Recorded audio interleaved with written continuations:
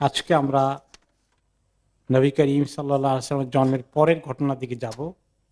তবে জন্ম উপলক্ষে অনেকগুলো ঘটনা বিভিন্ন রেওয়ায়েতে এসেছে এবং এত বেশি ঘটনা এসেছে যে এগুলোর আহ, বর্ণনাকারী যারা ছিলেন, রেওয়ায়েতকারী যারা ছিলেন, কারা ছিলেন, কিভাবে এসেছে, এগুলাকে এত চেক করা যায়নি। কারণ তিনি যখন থেকে নবী হয়েছেন, কত বছর বয়সে নবুয়তের ঘোষণা এসেছে? 40 বছর বয়সে। তার আগ পর্যন্ত তিনি, যদিও অনেক দিক থেকেই কিছু ওনার আলামত বোঝা যায় যে তিনি স্পেশাল, অনেক ভালো মানুষ, কিন্তু নবী হবেন এটা কি কেউ জানতো? আরব দেশে কেউ জানতো না। কাজে ওনার ঘটনা কি হয়েছে এগুলাকে ধরে রাখা, এগুলাকে মুখস্থ করে রাখা, এগুলাকে বর্ণনা করা, এই সমস্ত কিছু পাওয়া যায়নি। এই জন্য ওনার জন্ম তারিখটাও কবে, এটা নিয়ে অনেক রেওয়ায়েত এসেছে। আমরা তো একটা শুনেছি 12 রবিউল আউয়াল, মৃত্যুর দিনটা এটা ঠিক কনফার্ম যে 12 রবিউল আউয়াল ওনার ওফাত হয়েছে, ইন্তেকাল হয়েছে। এটা আমাদের সাহাবীদের কাছ থেকে প্রচুর সহি রেওয়ায়েত আছে। কিন্তু জন্ম যে 12 রবিউল আউয়াল হয়েছে এটার ব্যাপারে কিছু রেওয়ায়ত থাকলেও 8 রবিউল আউয়াল হয়েছে, 20 রবিউল আউয়াল হয়েছে, এরকম অনেকগুলো রেওয়ায়ত আছে। তার মানে কেউ মুখস্থ করে রাখে নাই এরকম করে যেভাবে ওনার ইন্তেকালটাকে মুখস্থ করে রেখেছেন সাহাবায়ে কেরাম। কারণ ওই সময় ওনার প্রত্যেকটি কথা, প্রত্যেকটি কাজ, প্রত্যেকটি ঘটনা সাহাবায়ে কেরাম নবুয়তের পরে সহি তরিকায় রপ্ত করে রেখেছেন। তার আগের ঘটনা, 40 বছরের আগের ঘটনাগুলো, এগুলো উড়া উড়া খবর পাওয়া যায়। কিছু জিনিস পরবর্তী পর্যায়ে অনেক লোকেরা অ্যাড করেছে। এই জন্য ইমাম ইবনে কাসির রহমতুল্লাহ আলাই ওনার ঐতিহাসিক গ্রন্থ যেটা বলা হয় আল বিদায়াত নিহায়া, এখানে অনেকগুলো অলৌকিক ঘটনা উল্লেখ করেছেন, করে করে বলেছেন যে এগুলোর কোনো গোড়া পাওয়া যায় না, সহি রেওয়ায়াতে কোনো পাওয়া যায় না। অল্প কিছু যেগুলো আমরা আলোচনা করেছি এইগুলোর ব্যাপারে মোটামুটি অল্প কিছু ঘটনা সহি তরিকায় এসেছে। যেমন একটা ঘটনা আমরা পড়েছি বিভিন্ন নিজেরা বাংলা জবানে, আরবিতেও কোনো কোনো কিতাবে আছে যে ওনার জন্মের সাথে সাথেই আহ, পারস্য দেশের সম্রাটের সিংহাসন একদম কেঁপে উঠেছে। এটার কোনো সহি রেওয়ায়ত পাওয়া যায় না। আহ, এভাবে করে ইরানের যারা পারসিক ধর্মের অনুসারী ছিল তাদের মাবুদ হচ্ছে আগুন, আগুনটা হঠাৎ করে নিভে গেছে, এর কোনো সহি রেওয়ায়ত পাওয়া যায় না। এরকম করে অনেকগুলো ঘটনা এসেছে। আবুল আহাবের ঘটনা বলেছিলেন এক ভাই, এই যে আবুল আহাব এই খবর শোনার পরে কি করেছিলেন, তার দাসীকে মুক্ত করে দিয়েছেন। এইরকম ঘটনাগুলো, এবং এই ফলে তার আযাবের কিছু কমতি হয়ে যাবে, এরকম কোনো ঘটনার খবর সহি রেওয়ায়েতে পাওয়া যায় না। এরকম অনেক।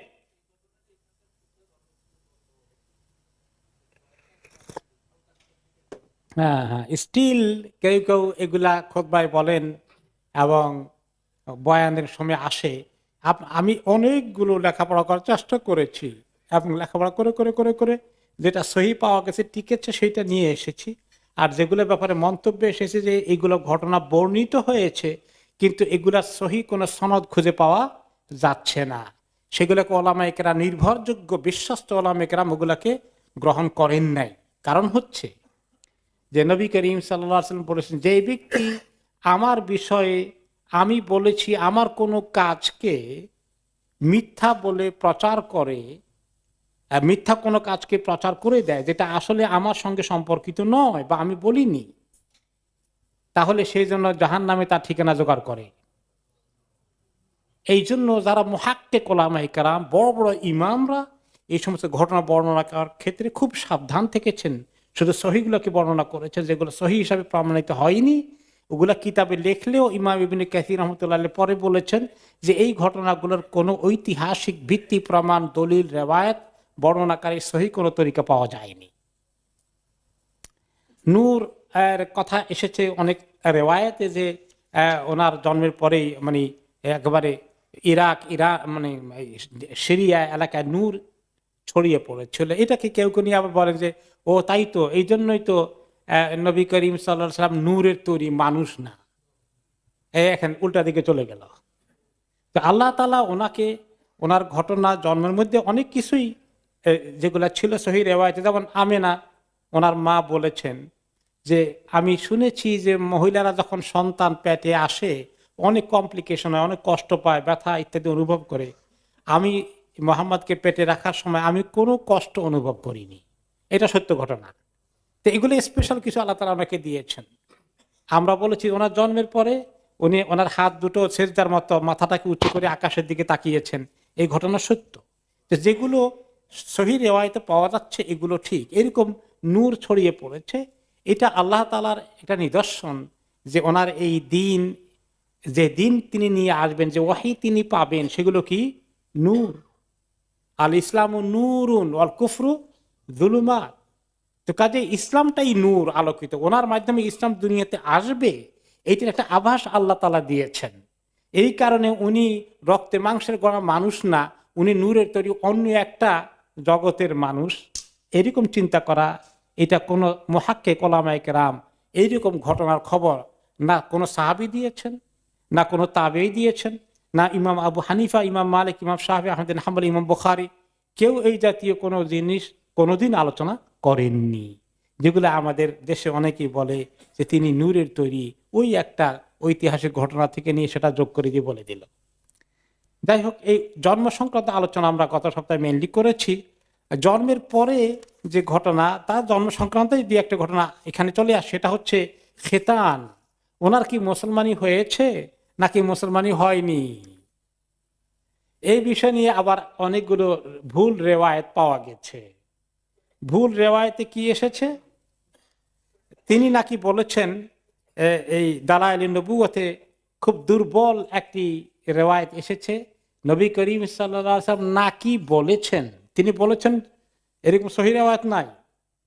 যে দুর্বল রেওয়ায়েত আছে, তিনি নাকি বলেছেন মিন কারামাতি আলা রাব্বি, আমার রব আমাকে যে সমস্ত সম্মানিত করেছেন তার মধ্যে অন্যতম হচ্ছে আন্নি উলিদতু মাখতুনান, যে আমি মুসলমানি অবস্থায় খাতনা করা অবস্থায় আমার জন্ম হয়েছে। ওয়ালাম ইয়ারা আহাদুন সাওআতি, আর কেউ আমার গোপন অঙ্গ দেখতে পায়নি, দেখা লাগেনি। এই কথাটা সত্য রেওয়ায়েত নয়। এরকম আরেকটি রেওয়ায়েত এসেছে, এই যে ওনার দাদা আব্দুল মুত্তালিবকে বলা হয়েছে যে আপনার নাতি তো জন্ম হয়েছে মাখতুনান মাসরুরান, তার এই খেতান অবস্থায় জন্ম হয়েছে, খতনা করা অবস্থায়। তখন তিনি খুবই খুশি হয়েছেন, বলেছেন যে আমার এই সন্তানের, নাতিকেও সন্তান বলে আরব দেশে, তার বিশাল শান হবে ভবিষ্যতে। এগুলোর কোনো ভিত্তি নাই, সনদগুলো একেবারেই ভিত্তিহীন। ইবনে কাসির রহমতুল্লাহ আলাইহি বলেছেন যে এইগুলো মধ্যে কোনো সহিহ রেওয়ায়েত পাওয়া যায়নি। কেউ কেউ কোনো লোক বলছে মুতাওয়াতির রেওয়ায়েত আছে, এগুলোর কোনো ভিত্তি নাই। ইবনুল কাইয়িম রহমতুল্লাহ আলাইহি বলেছেন যে এইগুলো যে সমস্ত হাদিসে এসেছে, হাদিসগুলো লা ইয়াসিহু, এগুলা মোটেই সহিহ নয়, বরঞ্চ এগুলো বানানো হাদিস হিসাবে প্রমাণ করেছেন ইমাম আবুল ফরজ ইবনুল জাওজি রহমতুল্লাহ আলাইহি। কোনো সহিহ হাদিস এই বিষয় নাই, বরঞ্চ যে হাদিস এসেছে সহিহ তরিকায়, সেটা এসেছে যে লাম্মা কানাল ইয়াউমুস সাবিআ, সপ্তম দিনে ওনার জন্মের, মিন বিলাদাতিহি খাতানাহু আব্দুল মুত্তালিব আলা আদাতিল আরব, আরবদের তরিকা অনুযায়ী, আরবদের কাছে নবী ইব্রাহিম আলাইহিস সালামের এই বকেয়া সুন্নতটা তখনও জারি ছিল, যে আরবরা কি করত, জন্মের পরে ছেলে শিশুকে তারা মুসলমানি করিয়ে দিত। সেই তরিকায় সপ্তম দিবসে নবী করিম সাল্লাল্লাহু আলাইহি ওয়াসাল্লামের এই খাতনার ব্যবস্থা করেন তার দাদা আব্দুল মুত্তালিব। এবং ওই সপ্তম দিবসেই তিনি একটি আকিকা দান করেন, একটা ভেড়া দিয়ে আকিকা দান করেন, এবং একটি ছোটখাটো অনুষ্ঠানের আয়োজন করেন এই মুসলমানি খাতনা উপলক্ষে। এবং কোরাইশদের যারা আব্দুল মুত্তালিবের ঘনিষ্ঠ, তাদেরকে অনেকে দাওয়াত দিয়েছিলেন। তো তারা জিজ্ঞেস করলেন আপনার নাতির কি নাম রেখেছেন? তিনি বললেন সাম্মাইতুহু মুহাম্মাদান, আমি তার নাম রেখেছি মুহাম্মদ। তাহলে সপ্তম দিবসে খতনা করে ফেলা, আকিকা দেওয়া, নামকরণ করা, এগুলো নবী ইব্রাহিম আলাইহিস সালামের বাকি বকেয়া সুন্নত। আরবদের মধ্যে বিশেষ করে কোরাইশ সম্প্রদায়ের মধ্যে যারা ইব্রাহিম আলাইহিস সালামের পরবর্তী বংশধর, শিরক ঢুকে গেলেও এগুলো কিছু কিছু তারা জারি রেখেছিল। সেই তরিকা ওনার খতনা হয়েছে প্রপারলি। উনি বিনা খতনায় জন্মগ্রহণ করেননি, যেটা আমরা ছোটকাল থেকে শুনে এসেছি। এবং এইটা খতনা করার মধ্যে তো এমন অনেক লোক আছে, অনেক অমুসলিমও আছে খতনা ছাড়া জন্ম হয়। আমার আত্মীয়দের মধ্যে একজন আছে যে খতনা ছাড়াই জন্ম হয়েছে। এটা হইলেই তো অস্বাভাবিক বিরাট কিছু বড় বুজুর্গের কারণ তো হয়ে যায় না। অমুসলিমদের মধ্যে ওইটা হতে পারে, আল্লাহ সৃষ্টির মধ্যে আল্লাহ এভাবে করেন।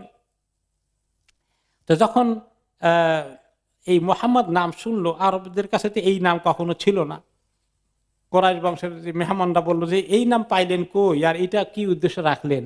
আমাদের সমাজে আমাদের পরিবারে প্রথা অনুযায়ী যে সমস্ত নামগুলো ব্যবহার করে সেগুলো রাখলেন না কেন? তখন তিনি জবাব দিলেন, আরাদতু আন ইয়াহমাদাহুল্লাহু তাআলা ফিস সামা ওয়া খালকুহু ফিল আরদ। আমি চেয়েছি এই সন্তানকে যেন আল্লাহ তাআলাও তার গুণ, তার প্রশংসা করেন এবং জমিনের লোকেরা যেন তার প্রশংসা করে। মুহাম্মদ শব্দের অর্থ হচ্ছে যাকে অনেকেই প্রশংসা করে, মুহাম্মদ প্রশংসিত। অন্য রিওয়ায়াতে এসছে যে আব্দুল মুত্তালিব যখন শাম দেশে গিয়েছিলেন, সিরিয়ায় ব্যবসা বাণিজ্য করার জন্য, তার সঙ্গে আরো 3 জন ছিল, মোট 4 জন একসঙ্গে গিয়েছিলেন। তো সেখানে তাদের সঙ্গে দেখা হয় একজন খ্রিস্টান যাজকের সঙ্গে। তারা নবী করিম সাল্লাল্লাহু আলাইহি সাল্লামের জন্ম উপলক্ষে পৃথিবীর পরিবেশ পরিস্থিতি কি হবে এগুলা ওই সমাজের কিতাবে লেখা ছিল কিছু, ওগুলোর লক্ষণ আস্তে আস্তে আসছে। তখন তারা এই যে জায়গায় আসবে সেই জায়গার লক্ষণও তাদের কাছে আসছে। ওই জায়গা থেকেই যখন 4 জন গিয়েছে আব্দুল মুত্তালিব সাহেব ব্যবসা করার জন্য, তখন বললেন, মিন আইনা আনতুম, তোমরা কোন দেশ থেকে এসেছো সিরিয়া ব্যবসা করতে? তারা বললেন, নাহনু মিন মাক্কা, আমরা মক্কা এলাকা থেকে এসেছি।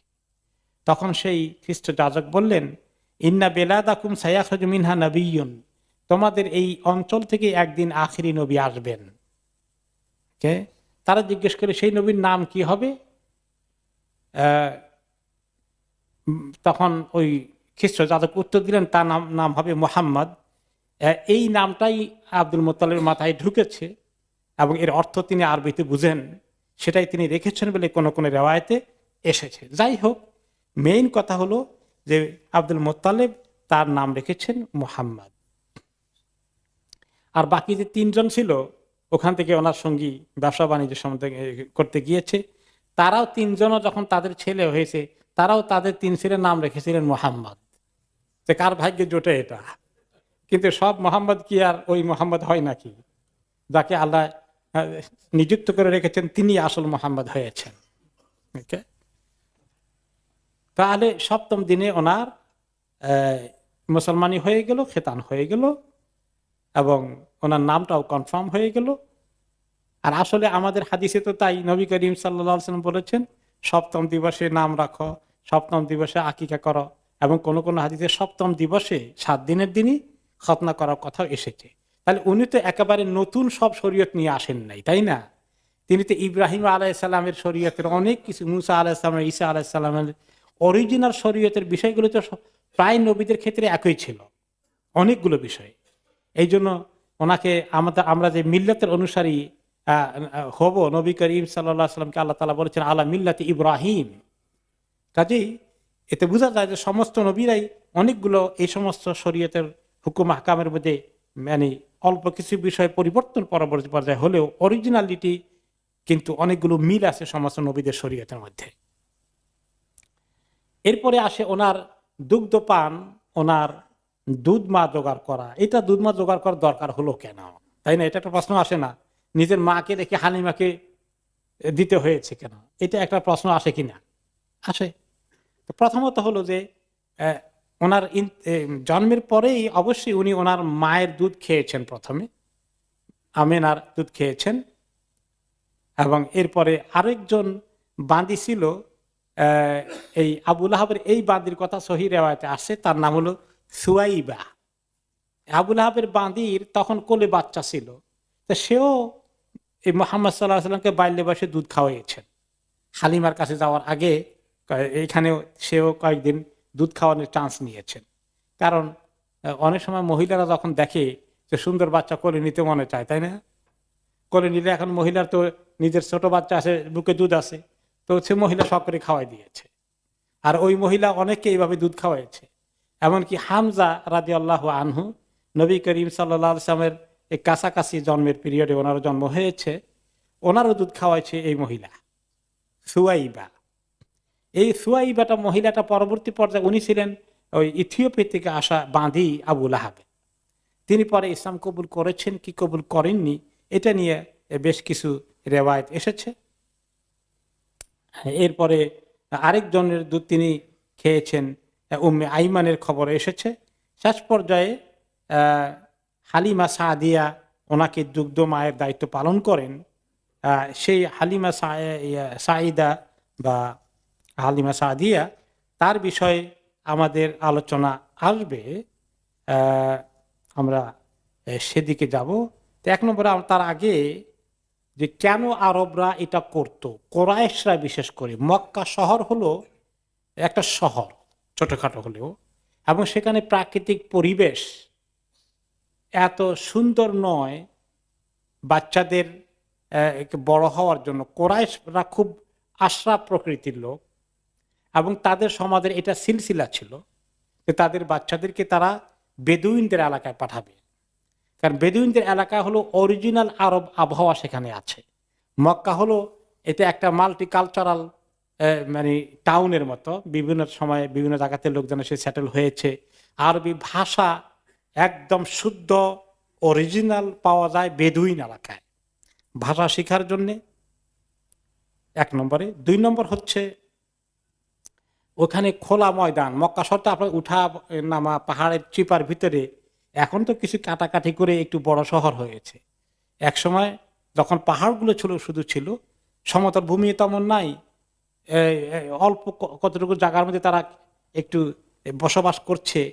হাওয়া বাতাস আলো দৌড়াদৌড়ি শারীরিকভাবে গঠন হওয়ার মতো পরিবেশ এগুলো নাই।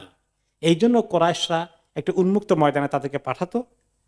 প্রত্যেকের ছেলে হয়ে গেলেই এভাবে তারা নিয়ে যেত ছেলে মেয়েদেরকে ছোট বয়সে। এরপরে সেখানে ঘোরাঘুরি করলে বেদুইনদের ওই এলাকায় অনেক ছুটাছুটি দৌড়াদৌড়ি করার কারণে তারা শারীরিকভাবে অনেক মজবুত হবে।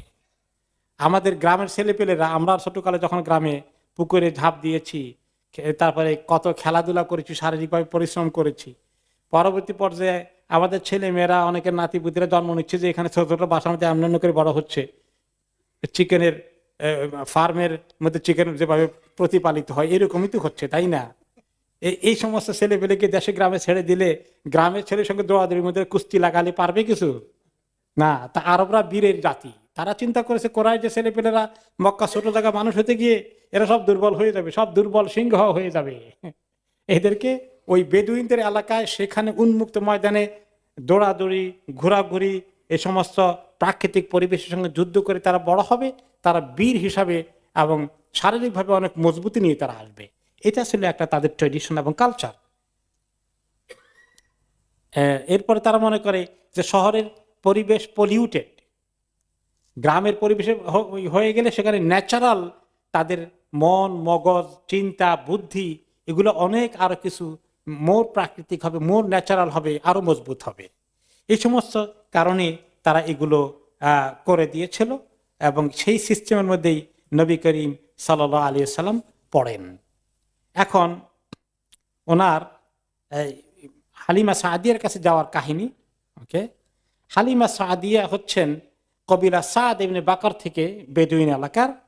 ওনার পুরো নাম হচ্ছে হালিমা বিনতু আবি দুআইব আস-সাদিয়া। ওনার স্বামীর নাম ছিল আল হারিস ইবনু আব্দ আল উজ্জা, আব্দুল উজ্জা আর কি স্বামীর বাবার নাম, স্বামীর নাম হলো আল হারিস। তো ওই মহিলার কোলে একটা বাচ্চা ছিল, মেয়ে বাচ্চা, তার নাম ছিল আশ-শাইমা বিনতুল হারিস। ওই কোলে বাচ্চা থাকলেই তো আরেক বাচ্চাকে দুধ খাওয়াতে পারবে, তাই না? তো সেই বাচ্চা আর নবী মুহাম্মদ সাল্লাল্লাহু আলাইহি ওয়াসাল্লামের বয়স কাছাকাছি। তো মহিলা কিভাবে মুহাম্মদ সাল্লাল্লাহু আলাইহি ওয়াসাল্লামকে নিলেন, কিভাবে পেলেন, তার কাহিনী তিনি বলছেন। তারা বেদুইন এলাকার গরিব মানুষ এবং তাদের বড় ভালো কোনো ইনকাম ছিল না। ওই কবিলার লোকেরা টাইম টু টাইম মক্কায় আসতো এবং কোরাইশ শরীফ বংশের লোকদের এই সন্তানকে তারা দেবে দুগ্ধ পান করানোর জন্য, এই চান্সটা নেওয়ার জন্য তারা মাঝে মধ্যে তাদের মধ্যে থেকে এইভাবে আসতো। তো এক সফরে তারা একসঙ্গে আসে। হালিমার সঙ্গে আরো অনেক এরকম মারা ছিলেন, যারা বিভিন্ন মৌসুমে 1 মাস 2 মাস 3 মাস পরে মক্কা আসতেন, যে কারো সন্তান হয়েছে কিনা তারা নিয়ে যাবেন। তো তার পুরো স্টোরিটা তিনি নিজেই পরবর্তী পর্যায়ে বর্ণনা করেছেন। তিনি বলেন যে তিনি বের হয়েছেন তার এই কবিলা থেকে, এলাকা থেকে, বেদুইন গোত্র থেকে, বনি সাদের আরো অনেকগুলো মানুষের সঙ্গে এসেছিলেন মক্কায়। এবং এমন একটা সময় ছিল ওই বৎসর তিনি যখন আসেন, বিশেষ করে তখন ফিসানাতিন শাহবা, দুর্ভিক্ষের বৎসর। দুর্ভিক্ষের কারণে তাদের কবিলায় আরো বেশি তারা অভাবে পড়ে যায়। তখন তারা বাধ্য হয়ে অনেকেই মক্কার দিকে আসে। তা আমি যখন আসলাম আমার স্বামীকে নিয়ে, আমরা একটা গাধা ছিল, আমাদের গাধাটাও খুব দুর্বল হয়ে গেছে, কারণ দুর্ভিক্ষের কারণে ও খরার কারণে, অনাবৃষ্টির কারণে এলাকায় যে কিছু ঘাস টাস হওয়ার কথা সেগুলো হচ্ছিল না, যার ফলে আমরা খুব কষ্টের দিন যাচ্ছিল, অভাব অনটনে। আর আমার কলেজের সন্তান ছিল, এই সন্তানটা ঠিকমতো খানা দানা না পেয়ে, দুধ না পেয়ে, এই ছেলেটাও সারা রাত্র কাঁদতো, ঘুমাইতেও পারতাম না। এই কষ্টের মধ্যে আসছি যে কোরাইশ বংশের ভালো ধনী পরিবারের একটা ছেলে পেলে পাওয়া গেলে তারা যে টাকা পয়সা খানা দানা দেবে, এগুলা উপলক্ষে আমাদেরও কিছু একটু জীবন বাঁচানোর একটু সম্বল হবে। তারপরে বলে যে বাচ্চা তো আনতে গিয়েছি, আমার বাচ্চা তো মানে আমার বুকের দুধ পায় না, কেমনি যে আরেক বাচ্চাকে খাওয়াবো, কিন্তু এখন যান বাঁচানোর জন্য তো গেছি আনতে বাচ্চা।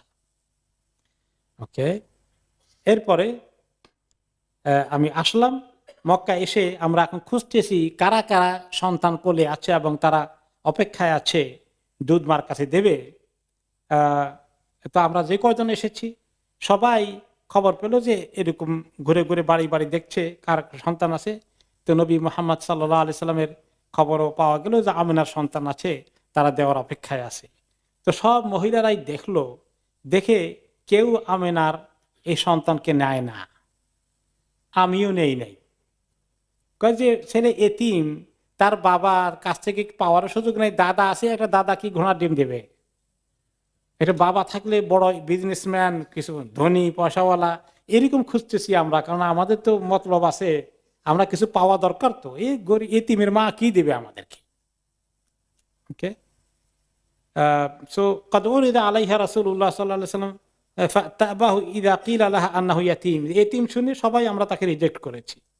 ওকে ওকে, এরপরে ঘুরতে ঘুরতে দেখা গেল যে আমার সঙ্গের সাথী মহিলারা মোটামুটি একটা একটা করে অন্যান্য পরিবার থেকে পছন্দ মতো পেয়ে গেছে।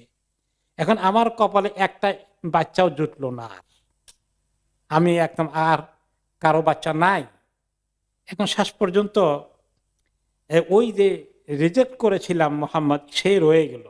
আমার হাজব্যান্ড ইন্টারেস্টেড না তাকে নিতে, আমিও ইন্টারেস্টেড না। কিন্তু যখন কিছুই পেলাম না, তখন আমি আমার হাজব্যান্ডকে বললাম, কুলতুলি সাহিবি, আমার হাজব্যান্ডকে বললাম, আল্লাহ ইন্নী লা আকরাহু আন আরজিআ মিন বাইনি সাওয়াহিবি, যে সবাই একটা করে বাচ্চা নিয়ে যাচ্ছে আর আমি খালি হাতে চলে যাবো, সবাই আমাকে বলবে তোমার কপালই খারাপ, তুমি কপাল পোড়া মানুষ।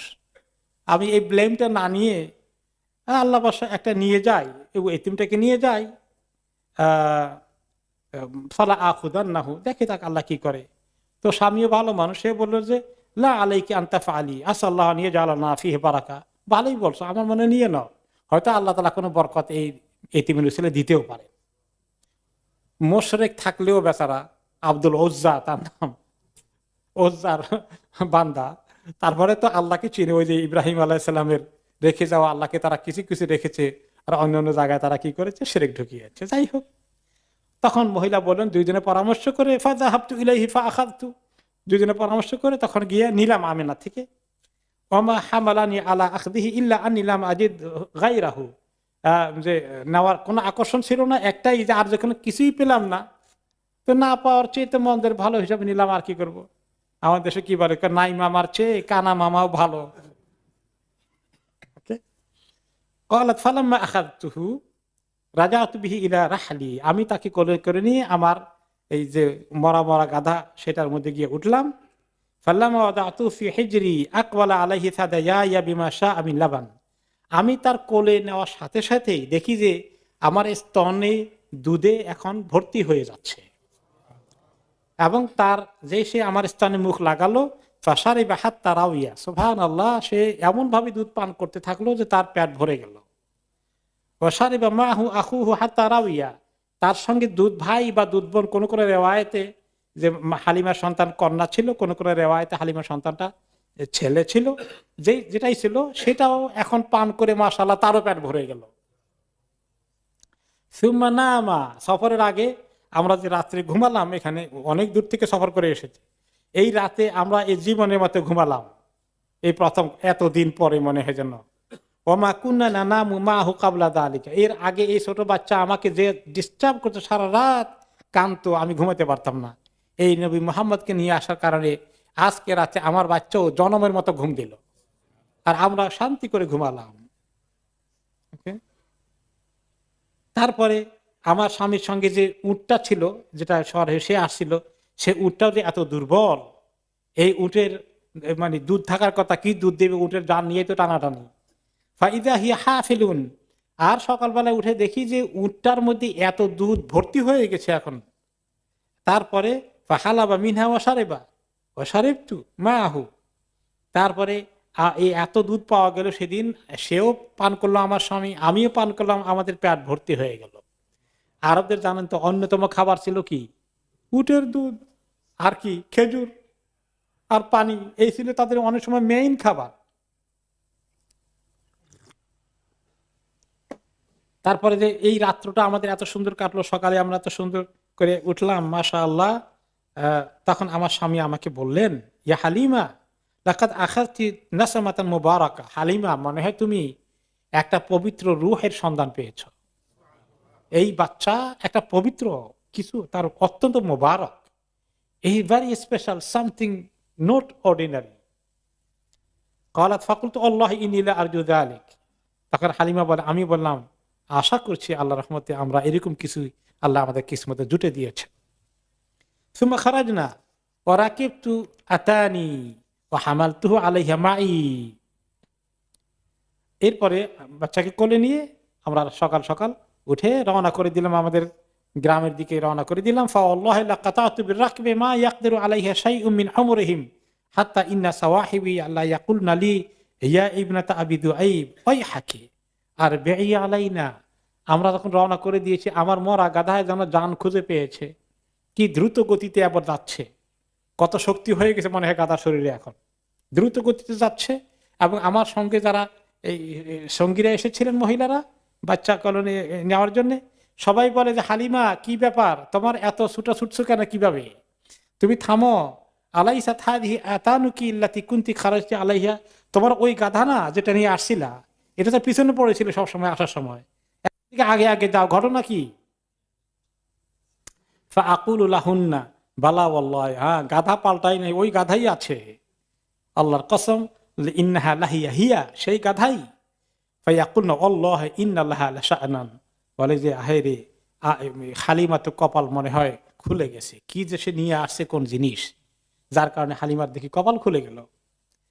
অতঃপর হালিমা বলেন, আমরা তাকে নিয়ে আসলাম, আমাদের বেলাদ বনি সাআদের আমাদের কবিলার মধ্যে চলে আসলাম। ওয়ামা আ'লামু আরদান মিন আরদিল্লাহি আজদাবা মিনহা, আর আমাদের জমিনটা তখন আরব দেশে সবচেয়ে বেশি দুর্ভিক্ষের কারণে এফেক্টেড হয়ে যায়, খরা, অনাবৃষ্টি, বৃষ্টি নাই, এবং ঘাসটা সব মরে সাফ। আমাদের উটগুলো, ছাগলগুলো, গাধাগুলো যে কোথায় চড়াবে, গ্রামের লোকেরা অস্থির হয়ে গেছে। কিন্তু আমার যে একটা ছোটখাটো ছাগলের পাল ছিল, সেগুলো তো সবগুলোই শুকিয়ে পেটে আর পিঠে লেগে গেছে।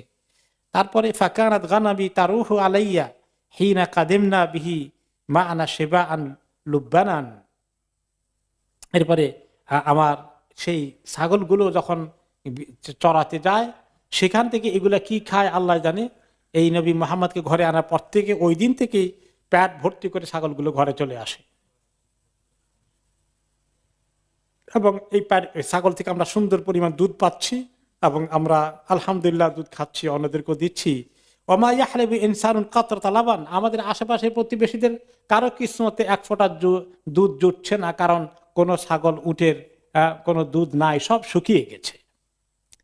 ওকে, হাত্তা কানাল হাদিরুনা মিন কওমিনা ইয়াকুলুনা লিরুয়াইহিম, আমাদের আশেপাশে লোকগুলো বলে, এই ছেলেপিলেরা যেগুলো ছাগল চড়াইতে যায়, উট চড়াইতে যায় মাঠের মধ্যে, তোরা কোথায় ছাগল চড়াস, উট চড়াস? যেখানে হালিমার ছেলে হালিমার উট চড়ায় এবং ছাগল চড়া ওই জায়গায় নিয়ে যাবি, তার ছাগল পেট ভর্তি করে আসে, তোদের ছাগল খালি পেটে আসে কেন? ওকে, তারপর তারা তাই করে, কিন্তু দেখা যায় তাদের গুলা ওই পেটে পিঠে লেগেই ফেরত আসে, কিন্তু এই হালিমার গুলো পেট ভর্তি করে ঘুরে আসে। এইভাবেই তাকে আল্লাহ বরকতে ভরপুর করে দিলেন।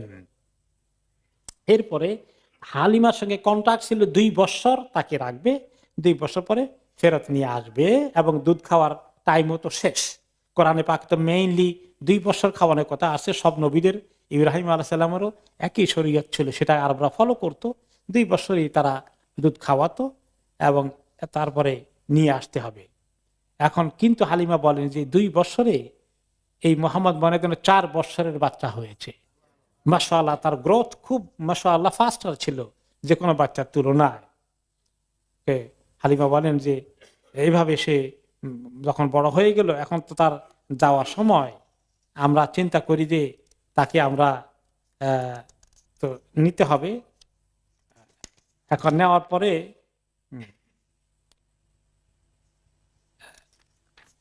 যখন 2 বছর পুরা হয়ে গেল, তখন তো তিনি নিয়ে গেলেন। নিয়ে যাওয়ার পরে চিন্তা করলেন যে এখন বাচ্চাকে যদি দিয়ে দেই তাহলে আমরা সব বরকত মিস করে ফেলবো, কি করা যায়? তখন অনেক বুঝালেন, ওয়াদা তো কন্ট্রাক্ট ঠিক রাখতে হয়, 2 বছরের মাথায় পুরো হয়ে গেছে, দিয়ে আসতে হবে। নিয়ে আসছে, আসার পরে বললেন আমিনাকে, শোনেন বাচ্চা তো নিয়ে আসছি কথা মতো, কিন্তু এখন আপনাদের মক্কায় এই মুহূর্তে একটা কিছু একটা ইয়ে চলতেছিল, একটা রোগের প্রাদুর্ভাব আছে, যে সে তো বাইরে ছিল, এখন হঠাৎ করে এই রোগের এক ধরনের যেটা চলতেছে, এই সিজনটা অন্তত পার করা পর্যন্ত, দূর শেষ হওয়া পর্যন্ত মনে হয় আমাদের কাছে আপনি দিয়ে দিলেই ভালো হবে। কারণ এখন আমরা সেফ ফিল করতেছি না। সে এমন একটা জায়গা থেকে আসে, হঠাৎ করে যখন এখানে ঢুকবে মক্কার বাতাস তাকে অসুস্থ করে ফেলে কিনা। আমিনা এই কথা দ্বারা কনভিন্স হয়ে গেলেন, যদিও সন্তানের মায়া উনি ছাড়তে কষ্ট হচ্ছে, তারপরে সন্তানের সেফটির কথা চিন্তা করে তাদেরকে তিনি পাঠিয়ে দিয়ে দিলেন। আবার হালিমা খুশি হয়ে বাচ্চাকে নিয়ে আসলো। হালিমা বলেন ফাকাদিমনা বিহি আলা উম্মিহি জাইরিন আলাহা, যে বাচ্চাকে নিয়ে তো আসলাম তার মায়ের কাছে, ওয়া নাহনু আহরাসু শাইইন আলা মুকসিহি ফিনা, কিন্তু আমরা চাচ্ছিলাম যে কিভাবে তারে কোন বুদ্ধি করে আবার ফেরত নেই। ওয়া লিমা কুননা নারা মিন বারাকাতিহি, যে তার উপস্থিতি আমাদেরকে কিভাবে বরকতে ভরপুর করে দিয়েছিল। ফাকাল্লামনা উম্মাহু, তার মাকে বললাম লাউ তারাকতি বুনাইয়া ইনদি হাত্তা ইয়াগলুদা ফাইনি আখশা আলাইহি ওয়াবা মাক্কা, আমার মনে হয় যে আমার কাছে আর কিছুদিন রেখে দেন, মক্কা যে সমস্ত টাইম টু টাইম একটা রোগের প্রাদুর্ভাব ঘটে, এগুলো হজম করার মতো আর একটু শক্তিশালী হোক, মানে আরো কিছু সময়, হয়তো 1 বছর 2 বছর এরকম কিছু লম্বা একটা টাইম আমাদের কাছে দিয়ে দেন। হালিমা দিতে চাচ্ছিলেন না। ফালাম নাজাল বিহা হাত্তা রাদ্দাতহু মানা, আমরা অনেকক্ষণ থাকলাম, বহু যুক্তি দিয়ে শেষ পর্যন্ত ওনাকে কনভিন্স করে ফেললাম। কনভিন্স করলে আবার বনি সাআদে আমাদের পরিবারে আমরা নিয়ে আসলাম। তো এখানে আসার পরে প্রায় মাস 3 থাকলো।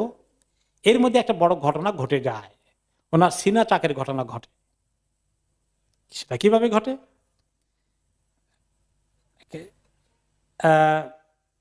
এই ঘটনাটা পরবর্তী পর্যায়ে নবী করিম সাল্লাল্লাহু আলাইহি সাল্লাম উনি নিজে পরে বড় হওয়ার পরে বর্ণনা করেছেন, কারণ এই সময় যে ঘটনা ঘটছে উনি নিজে এটা মনে রাখতে পেরেছেন। উনি প্রতিদিন ছাগল চড়ানোর জন্য ওনার যে দুধ ভাই বোন আছে তাদের সঙ্গে চলে যেতেন মাঠে। তিনি বলেন কানাত হাদেনাতি মিন বনি সাদ বিন বাকর, আমাকে যে দুধ মা করে নিয়েছিলেন বনি সাদ থেকে, ফান্তালাকতু আনা ওয়া ইবনুল্লাহা ফি বাহমিন লানা, যে তার ছেলের সঙ্গে আমরা 2 জনে ছাগল চড়াইতে মাঠে গেলাম। ওয়ালাম নাখুয মানা জাদান, আমাদের সঙ্গে সেদিন খাবার কিছু আনা হয় নাই, আমরা খাবার ছাড়াই চলে গেছি মাঠে, ছাগল চড়ানোর জন্য আছি। ফাকুলতু ইয়া আখি ইযহাব ফাতিনা বিজাদিন মিন ইনদি উম্মিনা, আমি বললাম যে ক্ষুধা লেগে গেছে, আমার ওই দুধ ভাইকে বললাম এটা আমার কাছে গিয়ে একটু খাবার নিয়ে আসো। আসলে আল্লাহ তাআলা ওনার দিলের মধ্যে এই ক্ষুধা ঢুকাই দিয়েছেন, কিছু একটা ঘটতে হবে এখন। হ্যাঁ, তো একটু খাবার নিয়ে আসো, আমি ছাগল দেখি। ফান্তালাকা আখি, আমার দুধ ভাইটি চলে গেল আমিনার কাছে, সরি হালিমার কাছে। ওমা কাস্তু আইন্দাল বাহাম, আমি ছাগল পাহারা দিচ্ছি। আকবালা তৈরানে আবিয়াদানে, মনে হয় দুটা সাদা পাখির মতো আসলো উড়ে আমার কাছে, আসলে ফেরেশতা। কান্না হুমা নাসরানি, সাইজ দেখলে প্রথমে মনে হলো যে চিল আছে না, চিল পাখি এরকম একটা সাইজের মতো। তারপরে তারা জমিনে এসে কথা বলছে। এটার শুরুতে হয়েছিল, পরে হয়তো তারা মানুষের মতোই হয়ে গেছে। ফান্তলাকা, ওকে, ফাকালা আহাদুহুমা লিসাহিবিহি আহুয়া হুয়া, এই দুইটা আমার কাছে এসে বলে, একজন বলে আরেকজনকে, উনি নাকি, এই এই এই ছেলেই নাকি, এই ছেলে, মানে যাকে তাদের টার্গেট। আরেকজনকে ধরে অপারেশন করলে তো কাজ হবে না, রাইট পারসন কিনা তার আইডেন্টিটি চেক করছে তারা। করা না, না না না, ঠিকই ইনি ইনি, এই হবে। ফাকবালা ইতাবাদের রানী, দুইজনে ধরে আমাকে শোয়াই দিল। ফাখাদানি ফাবাতাহানি ইলাল কাফা, আমাকে চিৎ করে শোয়াই দিল জমিনের উপরে। ফাশাক্কা বাতনি, এবং আমার বুক থেকে প্যাট এর কদ্দুর পর্যন্ত চিরে ফেললো, কেটে ফেললো। কিন্তু উনি খুব বেশি ব্যথা পান নাই, রক্ত বাই হয় নাই। সুমাস্তাখরাজা কালবি, অতবার আমার অন্তরটাকে, দিলটাকে, হাড়টাকে খুলে বের করে ফেললেন। তা সাক্কাও, সেটাকে আবার তারা একটু ফাঁক করলেন, হাড়টাকে খুললেন কেটে। আখরাজা মিনহু আলা কাতাইনি সাওদাওয়াইন, সেখানে দুটো কালো টুকরা ছিল হাটের ভিতরে, এই দুটোকে বের করে ফেললেন, ফেলে দিলেন। ফাকাল আহাদুহুমা লিসাহিবি ইতিনি বিমাই সালজিন, একজন আরেকজনকে বলে যে বরফওয়ালা পানিটা নিয়ে আসো।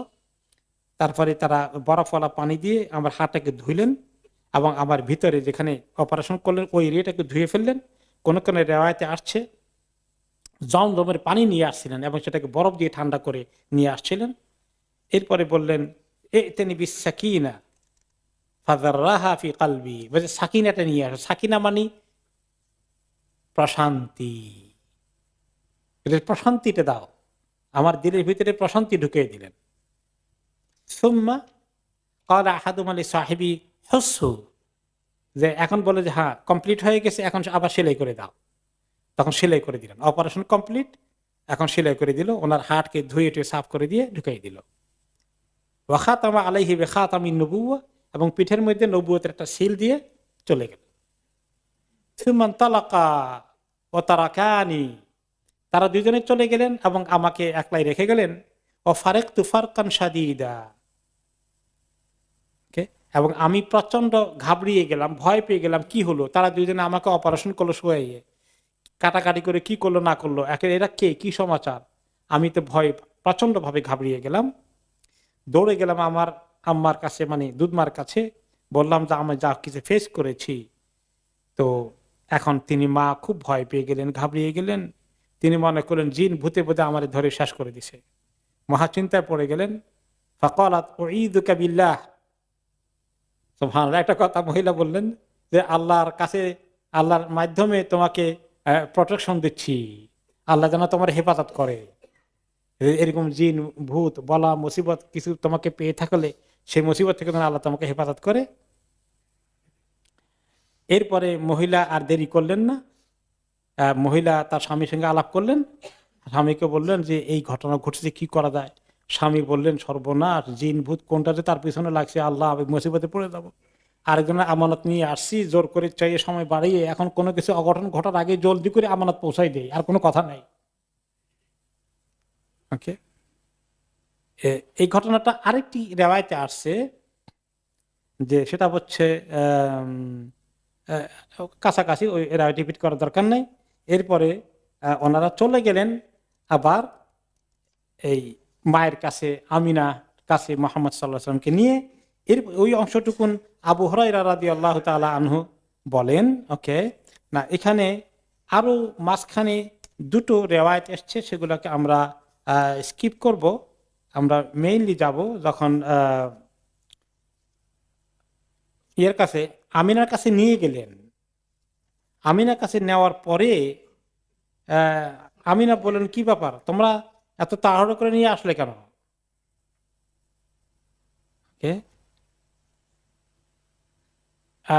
তোমরা নিয়ে গেলা তাকে, অনেকদিন রাখবা, কিন্তু এখন দেখি জলদি করে নিয়ে এসেছ।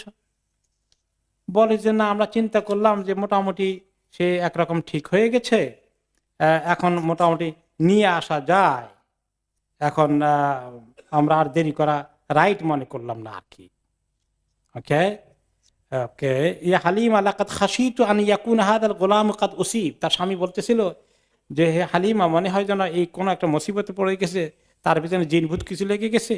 ফাআল হাকিয়া বিআহলিহি ক্বাবলা আন ইয়াযহারা যালিকা বিহি। এটা ভালো করে এফেক্টেড হওয়ার আগে জলদি করে আমানত আমরা পৌঁছে দেই। আমরা নিয়ে গেলাম সেখানে।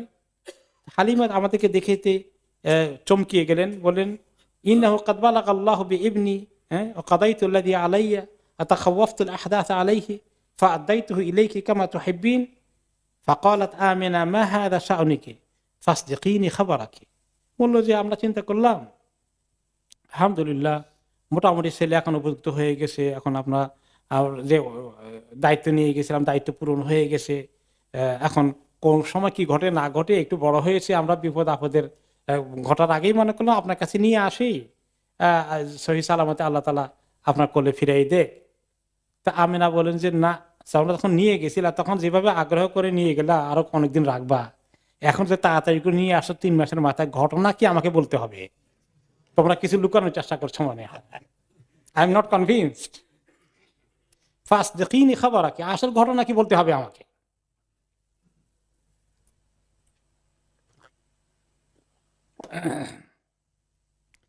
قالت হালিমা ফালাম তাদানি হাত্তা আখবারতুহা। হালিমা বলেন যে মহিলা আমাকে ছাড়লেন না, শেষ পর্যন্ত বলতে বাধ্য হলাম অঘটন তো একটা ঘটে গেছে। এরকম গিয়েছিল বাইরে, এভাবে তার ঘটনা করছে, কে কারা দুইজন এসে তার বুক টুক ফেটে ফেটে কি করছে না করছে এগুলা তার কাছ থেকে আপনি শুনতে পারবেন। আমরা ঘাবড়িয়ে গেছি আসলে। ফাকালাত আমিনা আতাখাওয়াফতি আলাইহি শাইতান। তো আমিনা বলেন তোমরা কি মনে করেছো শয়তান জিন ভূত কিছু তাকে এফেক্ট করেছে, তার উপরে সাওয়ার হয়েছে, আসর করেছে? ক্বালাত হালিমা নাম। হালিমা হ্যাঁ, এরকমই আমরা আশঙ্কা করেছি। ফাকালাত আমিনা কাল্লা, নো ওয়ে, কখনো নয়। ওয়াল্লাহি মা লিশ-শাইতানি আলাইহি মিন সাবিল, আল্লাহর কসম শয়তান তার কাছে আসতে পারবে না কোনদিন। ওয়া ইন্না লিবনি লাশানান দাইহি আনকি, আমার এই সন্তানের বিশাল এক ফিউচার আছে আলহামদুলিল্লাহ। কি যে হবে তাতে তিনি জানেন না, কিন্তু কিছু একটা হবে, মহান কিছু। সৃষ্টিকর্তা তাকে মহান কিছু জন্য সৃষ্টি করেছেন, আমি কনফিডেন্ট। যা ঠিক আছে, তোমাদের ওয়ারি করার দরকার নেই, আমার আমানত রেখেই যাও, ফাইন। এভাবে উনি নিয়ে আসলেন আমিনা কে। তাহলে 2 বছর 3 মাস যদি হয়, এখন 2 বছর 3 মাসে আমিনার ঘরে আসলেন। এভাবে আমিনা কোলে লালিত পালিত হলেন। হতে হতে ওনার বয়স যখন হয়ে গেল 6 বছর, আমিনা চিন্তা করলেন যে তিনি একটু মদিনায় যাবেন এবং মদিনা থেকে আসার পথে এই ছেলেকে নিয়ে ছেলের বাবার কবর জিয়ারত করে আসবেন। মদিনায় ওনার নানার গোষ্ঠী ইত্যাদি আছে, তাদের সঙ্গে দেখা যায়। বেড়াই টেড়াই আসার পথে তিনি আব্দুল্লাহ ইবনে আব্দুল মুত্তালিবের, নবী মুহাম্মদ সাল্লাল্লাহু আলাইহি ওয়াসাল্লামের পিতার কবর জিয়ারত করে আসার পথে তিনি যখন আবওয়া এলাকায় পৌঁছলেন, ওকে, এই সময় তিনি খুব অসুস্থ হয়ে পড়লেন এবং এই অসুস্থ অবস্থায় হঠাৎ করে এত ডিটেরিয়েট করলো যে তিনি সেখানেই ইন্তিকাল করে ফেললেন। নবী মুহাম্মদ সাল্লাল্লাহু আলাইহি ওয়াসাল্লাম তিনি তখন খুব এই মাকে হারালেন এই অবস্থায়, সুবহানাল্লাহ। তো ওনার সঙ্গে একজন কৃতদাসী ছিল আমিনার সাথে, উম্মে আইমান রাদিয়াল্লাহু আনহা। তিনি পরে ইসলাম কবুল করেছেন। উম্মে আইমান তাকে নিয়ে আসলেন কোলে করে মক্কার দিকে। ওকে, উম্মে আইমান নবী করিম সাল্লাল্লাহু আলাইহি ওয়াসাল্লামকে কোলে করে মক্কায় পৌঁছে গেলেন। এই খবর আব্দুল মুত্তালিবের কাছে গেল। আব্দুল মুত্তালিব এই নাতির জন্য তার জানটা মানে যেন নাতির ভিতরে ঢুকে রয়েছে। যখন নাতির তার পুত্র আব্দুল্লাহ মারা গেল, তখনও তিনি দুনিয়াতে আসার আগে কত কষ্ট পেয়েছেন। এই নাতিকে তিনি অনেক আদর যত্ন করেছেন। আর এই এতিম নাতি তার মাকে হারালো। যেই মক্কায় পৌঁছে গেছে, আব্দুল মুত্তালিব ধরে তাকে জড়িয়ে ধরলেন, বুকের সাথে, খুবই তার জন্য সিম্প্যাথি ফিল করলেন এবং তাকে এত পাশে পাশে রেখে মানুষ করতে থাকলেন যে এই এতিমের মাও নাই, বাবা তো নাই, মাও নাই, তখন তিনি তার মাও হয়ে গেলেন, বাবাও হয়ে গেলেন মনে হয় যেন। তাকে ছাড়েন না, সব জায়গায় তাকে নিয়ে যান। তার শোয়ার ঘরে আব্দুল মোত্তালেব তো মক্কার লিডার, ধনী মানুষ, বড় লোক, সবাই তাকে ভয় করে, তিনি হচ্ছেন মক্কার আমির বলতে পারেন। তো ছেলেরাও বাবাকে অনেক ভয় করে, ছেলেমেয়েরা সহজে কাছে যায় না, সবার ঘরে যখন তখন ঢুকে না। কিন্তু নবী মোহাম্মদ সাল্লাহ সাল্লাম সব সময় অ্যাক্সেস আছে। তিনি দাদার সাথে ঘুমান, দাদা তাকে ছাড়া নাস্তা খান না, খাবার খান না, ভাত খান না, রুটি খান না, কিছুই খান না। লা ইয়াকুলু তাআমা ইল্লা ক্বালা আলাইয়া বিইবনি ফায়ুতা বিহি ইলাইহি। যখনই তাকে খাবার দেওয়া হয়, কিছু খেতে বলে আমার ছেলে কই, ছেলে কই, ছেলে বলতে কে? মুহাম্মদ, নাতি। তা আরবরা নাতিকেও ছেলে বলে, আবার ওই দাদাকেও বাবা বলে, মানে ইদিসে সিলসিলা। তো এই নাতি একটু ছোট ছেলে আর কি, আর দাদা যে বাবা হয় মানে একটু বড় বড় বাবা আর কি। এইভাবে আরবদের কাছে রেওয়ায়াত বলার ক্ষেত্রে। আমাদের দেশের নাতিকে ছেলে বলে আবার লোকেরা হাসবে, এটা কেমন কথা, দাদাকে বাবা বললে আবার হাসবে। কিন্তু আরবদের কাছে দিস ইজ দেয়ার কালচার। একদিন এইভাবে আস্তে আস্তে একটু বড় হয়েছেন, বড় হতে গিয়ে একদিন ওনার বয়স বোধ হয় প্রায় 8-এর কাছাকাছি, একটা উট হারিয়ে গেছে। তো তিনি ওনার এই নাতিকে বলে যে দেখো তো উটটা কোন দিকে গেছে, ওদিকে ছিল, একটু খুঁজে আসো। উট খুঁজতে গিয়ে এখন মোহাম্মদ সহজে আসছেন না, অনেক দেরি হয়ে গেছে। হায় রে আব্দুল মুত্তালিবের পেরেশানি, চারিদিকে লোক পাঠিয়ে দিয়েছে। এরপরে এক লোক বলেন, কিন্দির ইবনে সাঈদ ইবনে আবি বলেন যে আমি জাহিলি জমানে হজ করেছিলাম বা জিয়ারত করতেছিলাম বা ওমরা করছিলাম, রায় করছিলাম। ওই সময় আমি যখন তাওয়াফ করছি দেখি যে একটা লোক কবিতার 2টা লাইন পড়ছে আর আল্লাহর কাছে দোয়া করছে। তাওয়াফ করতে করতে কি দোয়া করে? রাব্বি রুদ্দা ইলাইয়া রাকিবি মুহাম্মাদান রুদ্দাহু ইলাইয়া ওয়াস্তানা ইনদি ইয়াদান। ও আল্লাহ, এই মুহাম্মদকে আমার কাছে ফেরত দিয়ে দেন, আমার মুহাম্মদ হারিয়ে গেল। যেই সে অনেকক্ষণ আসে নাই, সে চিন্তা করেছে কোন দুশ্মন তাকে হাইজ্যাক করে নিয়ে গেল কিনা, ছেলে ধরারা নিয়ে গেল কিনা, না কোনো বাঘে খেয়ে ফেললো, উঠ খুঁজতে খুঁজে কোন জায়গায় গিয়েছে। এখন সে আল্লাহকে ধরছে, তাও করতে করতে বলছে যে আল্লাহ, মোহাম্মদকে আমার কাছে ফেরত দেন, সে আমার হাতের লাঠি, আল্লাহ আমার লাঠিটা যেন ফেরত আসে। ফাকুল তুমান হাদা, আমি জিজ্ঞেস করলাম এই লোকটাকে। বললো আব্দুল মুত্তালিব ইবনে হাশিম। এগুলো আব্দুল মুত্তালিব বাসা বে ইবনে ইবনিহি মুহাম্মদ ফি তালাবি ইবলিন লাহু। তার একটা উট হারিয়ে গিয়েছিল, পাঠিয়েছিল তার আব্দুল্লাহর ছেলে মোহাম্মদকে, তার নাতিকে উটের খোঁজ করতে। ওয়ালাম ইয়া বাসফি হাজাতিন ইল্লা আনজাহা ফিহা। ছোট হলেও তাকে এই জন্য পাঠিয়েছিল, আগে যখনই কিছু হারিয়ে যেত অন্য ছেলে পেলে গেলে খুঁজে পায় না, আর মোহাম্মদ গেলে তাড়াতাড়ি পেয়ে যায়, এই জন্য পাঠিয়েছিল বাচ্চাটাকে। এখন মোহাম্মদ হাঁটতে হাঁটতে দূরে চলে গেছেন, এখন ফেরত আসেন নাই, দেরি হয়ে যাচ্ছে, কি হলো না হলো, এই চিন্তা সে এখন আল্লাহর ঘরে জোর দিয়েছে, আল্লাহকে ডাকাডাকি শুরু করে দিয়েছে। আলহামদুলিল্লাহ কিছুক্ষণের মধ্যেই নবী মোহাম্মদ সাল্লাল্লাহু আলাইহি ওয়াসাল্লাম হারানো উটটা নিয়ে ফেরত এসেছেন। কারণ উট যখন ধরতে গেছেন, উট খালি দোয়া করে ভাগার চেষ্টা করছে, এতে দেরি হয়ে গেছে, আননেসেসারি। উট নিয়ে ফেরত আসছে। যেই ফেরত আসছে, আব্দুল মুত্তালিব ধরে নবী মোহাম্মদ সাল্লাল্লাহু আলাইহি ওয়াসাল্লামকে গলায় জড়িয়ে ধরে বললেন, ইয়া বুনাই লাকাদ জাযাইতু আলাইকা জাযাআন লাম আজজাহু আলা শাইইন কাত। হায় রে মুহাম্মদ, তোমাকে হারিয়ে আমি এত পেরেশান হয়ে গিয়েছিলাম, আমি জীবনে কোনো জিনিস হারিয়ে এত পেরেশান হইনি, আমার কোন সন্তানকে আমি না দেখলে এত পেরেশান হইনি। আল্লাহি লা আবআসুকা ফি হাজাতিন আবাদা, আর কোনদিন আল্লাহর কসম কোনো কিছু হারানোর জিনিস খুঁজছি আর কোনোদিন তোমাকে আমি পাঠাবো না। ওয়ালা তুফারিকুনি বাদা হাদা আবাদান, এই ঘটনার পরে আর কোনোদিন যেন তুমি আমার থেকে যতদিন বেঁচে আছি এক মুহূর্তের জন্য তোমার আমাকে চোখের নাগালের বাইরে আমি যেতে দেব না। আব্দুল মুত্তালিব কি করতেন, আরো তার নিজের লিডার কাবার পাশে, কাবার ছায়ায় হেলান দিয়ে বসার জন্য তার একটা আসন ছিল ছোটখাটো, এটা সবাই জানতো আব্দুল মুত্তালিবের আসন। তার ছেলেপেলেরা রিল্যাক্স টাইমে বাবার চতুর্পাশে এসে বসতো, কিন্তু কারো সাহস হতো না কোনোদিন ওই বাবার আসনে গিয়ে একটু জায়গা নিয়ে বসবে। বাবার গদি আর কি, গদি বুঝছেন তো, গদিটা একটু সাইজে বড় আছে, তো ওখানে আরো 2-1 জন বসতে পারে। ছোটখাটো ছেলেপেলে হলেও আব্দুল মুত্তালিবের ছেলে যদি বয়সে ছোট কেউ থাকে, কেউ সাহস করে ওখানে বসতো না। ওকে, কিন্তু রাসূল সাল্লাল্লাহু আলাইহি ওয়াসাল্লাম সেখানে গিয়ে বসতেন, কারণ আব্দুল মুত্তালিব টেনে নিয়ে সেখানে বসাতেন। কোনো কোনো সময় যখন সে চলে আসতো, ওনার সামনে মেহমান টেমন আসে, অন্য লোকেরা, অন্য কবিরা লোকেরা দেখা করতে এসেছে, তো ছেলেপেলেরা বলতো, চাচারা বলতো, তুমি এখন ওইদিকে থাকো, লোক আসছে ওনার কাছে, এখন যাইও না। আব্দুল মুত্তালিব বলতেন, নো দাউ ইবনি ইয়াজলিস, আমার এই নাতিকে নিয়ে আসো, আমার পাশে বসবে, no don't take him away, নিয়ে আসো। ফাওয়াল্লাহি ইন্নাল্লাহু শাআনান, আল্লাহর কসম তার একটা বিশাল ফিউচার আছে, ভবিষ্যতে আল্লাহ তাকে অনেক বড় শানদার কিছু করবেন। অতঃপর তার এই বিছানায় বসাতো এবং তার পিঠে হাত বলিয়ে দিয়ে আদর করতো। ওয়াসুরহুমা ইয়ারাহু ইয়াসনাউ, দেখতো খালি মোহাম্মদ কি করে, কলিজার টুকরাটা যখন কি করে দেখতে মনে চায় না? আমাদের নিজেদের ছোটখাটো মানুষের নাতি দেখলেও যেরকম ভাবে আদর করতে মনে চায়, এতে আমার নাতিটা খায় কেমনে, কথা বলে কেমনে, নাতিটা হাঁটে কেমনে, দেখতে মনে চায়। আব্দুল মুত্তালিব এইভাবে শুধু তাদেরকে তাকিয়ে থাকতেন। এই অবস্থায় 8 বছর বয়সে পৌঁছলেন রাসূলুল্লাহ সাল্লাল্লাহু আলাইহি সাল্লাম। আর 8 বছর বয়সে আব্দুল মুত্তালিবের ইন্তেকাল হয়ে গেল।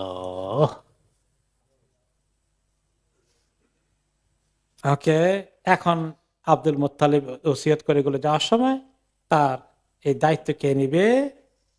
তখন আবু তালেবকে তিনি ওসিয়ত করলেন।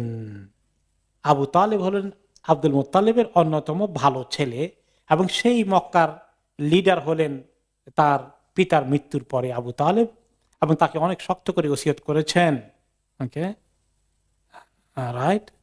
এরপরে এই আবু তালেবের সঙ্গে ওনার সম্পর্ক কাটলো, তিনিও তাকে খুবই মহব্বত করতেন। ওয়াকানা আবু তালেব লাম্মা তুফি আব্দুল মুত্তালিব কাবাদা আবু তালেব রাসূলুল্লাহ সাল্লাল্লাহু আলাইহি ওয়াসাল্লাম ইলাইহি। আব্দুল মুত্তালিবের মৃত্যুর পরে আবু তালেব মুহাম্মদ সাল্লাল্লাহু আলাইহি ওয়াসাল্লামকে খুব আদর করে তার কেয়ারবে নিয়ে গেলেন, তার দায়িত্বে নিয়ে গেলেন। ফাকানা ইয়াকুনু মাআহু, সব সময় ছায়ার মতো ওনার সঙ্গে সঙ্গ দিতেন। ওখানে আবু তালেব লা মাআলা লাহু, আবু তালেব অবশ্য অর্থনৈতিকভাবে তেমন আব্দুল মুত্তালিবের মতো ধনী ছিলেন না, তিনি কিছুটা গরিব ছিলেন। ওয়াকানা ইউহিব্বু রাসূলুল্লাহ সাল্লাল্লাহু আলাইহি ওয়াসাল্লাম শাদীদান লা হুব্বান শাদীদান লা ইউহিব্বু ওয়ালাদা, নিজের ছেলেপেলেদেরকে এত আদর করতেন না এই ভাতিজা মুহাম্মদ সাল্লাল্লাহু আলাইহি ওয়াসাল্লামকে যত আদর করতেন আবু তালেব। ওয়াকানা লা ইয়ানামু ইল্লা ইলা জামবিহি, আবু তালেব এই ভাতিজাকে পাশে না নিয়ে ঘুমাইতেন না।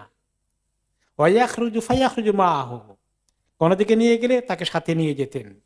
ওয়াকানা ইয়াখুসু বিত্তাআম, খাবার দাবারে স্পেশাল খাবারটা তাকে নিয়ে খেতেন, তাকে খাওয়াতেন। ওয়াকানা ইযা আকালা আইয়ালু আবু তালিব জামিয়ান আও ফুরাদা লাম ইয়াশবাউ। ওকে, আবু তালেব যেহেতু গরিব ছিলেন, তারা যখন খাওয়া দাওয়ার করতেন এই মুহাম্মদ সাল্লাল্লাহু আলাইহি ওয়াসাল্লামের দায়িত্ব নেওয়ার আগে, তখন তাদের পেট ভরে ফ্যামিলি একসঙ্গে পেট ভরে কোনোদিন খেয়েছে এরকম ঘটনা ঘটে নাই। ইযা আকালা মাহুম রাসূলুল্লাহ শাবিউ, যখন থেকে রাসূলুল্লাহ সাল্লাল্লাহু আলাইহি ওয়াসাল্লাম তাদের সঙ্গে খেতে বসতেন, তখন সবাই পেট ভরে খাওয়া শেষ করে উঠতে পারতেন। ফাকানা ইযা আরাদা আন ইউযিয়াহুম ক্বালা কামা আনতুম হাত্তা ইয়াহদুরা ইবনি, খাবার রেডি হয়ে গেলে বলতেন আবু তালেব, এই খবরদার কেউ খাবার হাত দিবে না, এখন ওয়াইট ওয়াইট ওয়াইট, অপেক্ষা করো, মোহাম্মদকে ডেকে নিয়ে আসো জলদি করে, যদি কোনো সময় দেরি হতো। সে খাওয়া শুরু করলে তারপরে খাবা, তাহলে খাওয়ার পর কত পেট ভরে উঠতে পারবা, নতুবা ওই খাওয়ার পেট ভরবে না তোমাদের কারণ। ফায়াতি রাসূলুল্লাহ সাল্লাল্লাহু আলাইহি ওয়াসাল্লাম ফায়াকুলু মাহুম, একসঙ্গে খেত। এভাবে মুহাম্মদ সাল্লাল্লাহু আলাইহি ওয়াসাল্লাম একটু বড় হলেন। হতে হতে আবু তালেব চিন্তা করলো যে আমার তো টাকা পয়সা টানাটানি একটু ব্যবসা বাণিজ্যে যাই, আরবের কোরাইশদের একটা সিরিয়াতে ব্যবসা বাণিজ্য করার যে টেন্ডেন্সি আছে, এখন সেই বিজনেসে আবু তালেব যাওয়ার সিদ্ধান্ত নিলেন। আর চিন্তা করলেন আমার সঙ্গে তো মোহাম্মদ আছে, তাকে নিয়েই আমি যাই। তিনি এবারে বিজনেসের জন্য শাম দেশে রওনা করলেন। নবী করিম সাল্লাল্লাহু আলাইহি সাল্লাম কাফেলার সঙ্গে আরো কিছু কোরাইশদের লিডার ছিল, আবু তালেব সহ সবাই গেলেন। এরপরে সেখানে গিয়ে তাদের সঙ্গে দেখা হয়ে গেল রাহিব নামে একটা বাহিরা নামে এক রাহিব, খ্রিস্ট সম্প্রদায়ের একজন লিডার। তার বিষয়ে কিছু হাদিস এসেছে, এই হাদিসটি কতটুকু সহিহ এটা নিয়ে কিছু ইখতিলাফ আছে। আমরা হাদিসটি আগে শুনে ফেলি, তারপরে এই হাদিসের উপরে মন্তব্য পরে আসবে ইনশাআল্লাহ। সিরিয়ার দিকে রওনা করলেন। সেখানে পথিমধ্যে সিরিয়ার মেইন শহরে যাওয়ার আগে বাহিরা নামে একজন ধর্মযাজকের সঙ্গে পথে দেখা হলো। তো ওনারা এক জায়গায় রেস্ট নিচ্ছিলেন, সেখানে বাহিরা ছুটে আসলো, বলল এর আগে এরকম কোরাইশদের অনেক কাফেলা যাওয়া আসা করতো, বাহিরা তাদেরকে দেখতো কিন্তু এমন গুরুত্ব দিত না। কিন্তু দিস টাইম যখন তারা এখানে তার পাশে দিয়ে, তার আস্তানার পাশে দিয়ে যাচ্ছে, তার কিউরিসিটি হলো সামথিং স্পেশাল ইজ হেয়ার, কিছু একটা এখানে স্পেশাল কিছু আছে, সে এটার ফিল করলো। তখন সে আসলো, এসে তাদেরকে দেখার চেষ্টা করলো যে এরা কারা, কে এসেছে। এবং সেখানে একজন কিশোর বা যুবক হয়েছেন তখন এই নবী মুহাম্মদ সাল্লাল্লাহু আলাইহি সাল্লাম, তার প্রতি তার চোখ আটকে গেল।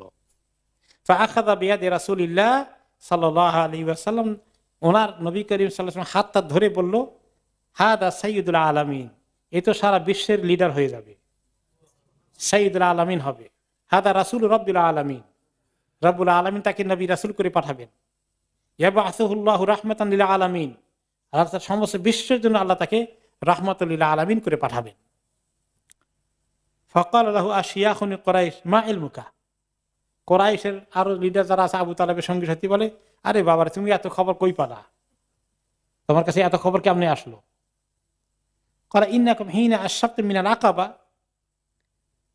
লাম ইয়াবকা শাজারুন ওয়ালা হাজারুন ইল্লা খাররা সাজিদান, তোমরা যখন আকাবা এলাকা থেকে রওনা করে দিয়েছিলে, অর্থাৎ সিরিয়া এলাকায় ঢোকার আগে একটা পাহাড় আছে, পাহাড় অতিক্রম করে যখন তোমরা এই বর্ডারে ঢুকলে, তখন থেকে আমি নোটিস করেছি যে যত রকমের গাছ পাথর ইত্যাদি আছে সবগুলোই যেন সেজদা করছে কাউকে। ওয়ালা ইয়াসজুদানি ইল্লা লিনাবিয়্যিন, এবং আমার নলেজ অনুযায়ী এগুলা সেজদা করে একমাত্র নবী হিসাবে কেউ থাকলে তাকে সেজদা করে, আর নবী ছাড়া কাউকে তারা সেজদা করে না। আমি দেখতে পেলাম তারা সেজদা করছে। ওয়া ইন্নী আ'রিফুহু বিখাতামিন নবুওয়াতি আসফালা মিন গুদরুফি কাফাত কাতিফি মিসলা তুফাহা, আর আমি আরো ভালো করে কনফার্ম হয়েছি তার কাপড়ের ফাঁকে দিয়ে, তার ঘাড়ের নিচে, পিঠের মধ্যখানে যে একটি আপেলের সাইজের মতো যে নবুয়তের খাতামুন নবিয়্যিন, নবুয়তের সিল আছে, এটা আমি দেখার চান্সও নিয়ে ফেলেছি। এর একটা এরকম ছোট্ট একটা চামড়া, মানে একটু গোশত একটু উঁচু, এবং সেখানে কতগুলো এক্সট্রা পশম এরকম করে ওই এরিয়াটা কাভার করেছে। যেভাবে আমাদের বডির মধ্যে মাঝে মধ্যে কোনো কোনো এলাকা থাকে না, একটু কারো কারো শরীরে এরকম দাগ থাকে, জন্ম দাগ বলে আমাদের দেশে, আর কোনো নাম আছে কিনা, বিভিন্ন আঞ্চলিক নাম আছে। তো ওখানে একটু উঁচু এবং কয়েকটা চুল একটু বড় হয়ে থাকে, পশম কয়েকটা, এরকম একটা এরিয়া সেখানে আছে। ওকে, সুম্মা রাজা ফাসানা আলাহুম তাআমান, এটা দেখে সে কথা বলে সে বাহিরা তার নিজের আস্তানায় আসলো এবং কিছু খাবার তৈরি করলো। ফালাম্মা আতাহুম বিহি ওয়া কানা হুয়া আইয়া রাসূল ফি রিআইয়াতিল ইবল, খাবার নিয়ে এসেছে, এসে দেখে যে এদেরকে খাওয়াবে, কিন্তু মেইন টার্গেট তো একজন এসে গেছে, উনি তো নাই, কোথায় গেছে উনি?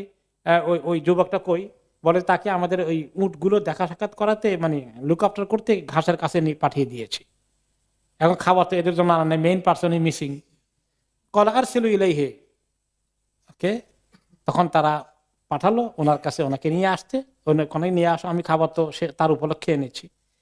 তো নিয়ে আসলো, যখন নিয়ে আসছে দেখা যায় উনি আসছেন ভরা দুপুরে রোদের মধ্যে, ওনার মাথায় উপরে একটা মেঘের ছায়া ওনাকে ফলো করছে। ফালাম্মা দানা মিনাল কওম ওয়াজাদাহুম কাদ সাবাকু ইলা ফাইই শাজারা, ওকে, যখন তারা উনি আসলেন, ফালাম্মা জালাসা রাসূলুল্লাহ সাল্লাল্লাহু আলাইহি ওয়াসাল্লাম মা লা ফাইই শাজারা আলাইহি, তখন ওইখানে ওই সময় একটা গাছের অস্তিত্ব সেখানে ছিল, ওই গাছের ছায়া সবাই বসেছিল। যেই নবী করিম সাল্লাল্লাহু আলাইহি সাল্লাম আসলেন, গাছের ছায়া বাহিরা দেখতে পেলেন যে এটা নবী করিম সাল্লাল্লাহু আলাইহি সাল্লামের দিকে ছায়াটা এভাবে যাচ্ছে, ওদের কাছ থেকে গাছটা সরে ছায়া দিচ্ছে এখন এইদিকে। ফাকালা বাইনামা হুয়া কাইমুন আলাইহিম ওয়া হুয়া ইউনাশিদুহুম উনজুরু ইলা ফাইয়া শাজারা মা লা আলাইহি, তোমরা দেখতে পাচ্ছ না এই যে গাছের ছায়া তোমাদের থেকে সরে ওনার দিকে চলে গেছে? তখন সে তাদেরকে লক্ষ্য করে বলল, এই স্পেশাল বালক যে এই তোমাদের সঙ্গে এই যুবক যে আছে, লা তাযহাবু বিহি ইলা রোম, খবরদার তাকে নিয়ে তোমরা ফার্দার রোমদের এলাকায় যেও না, খ্রিস্ট সম্প্রদায়ের এরিয়ার ভিতরে ঢুকো না।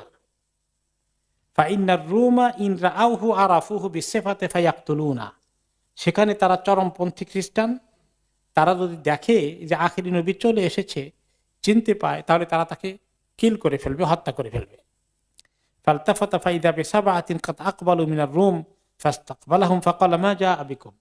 এবং রেওয়ায়াত কত রকম সহি কত রকম সহি না পরে চেক হবে।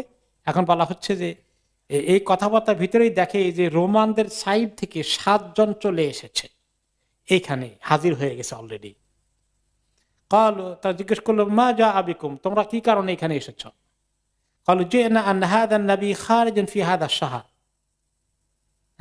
যে এই মাসেই এই নবী নবুয়ত নিয়ে পাওয়ার কথা, এই নবুয়ত পাবে, আমরা এই নবী তালাশে এসেছি।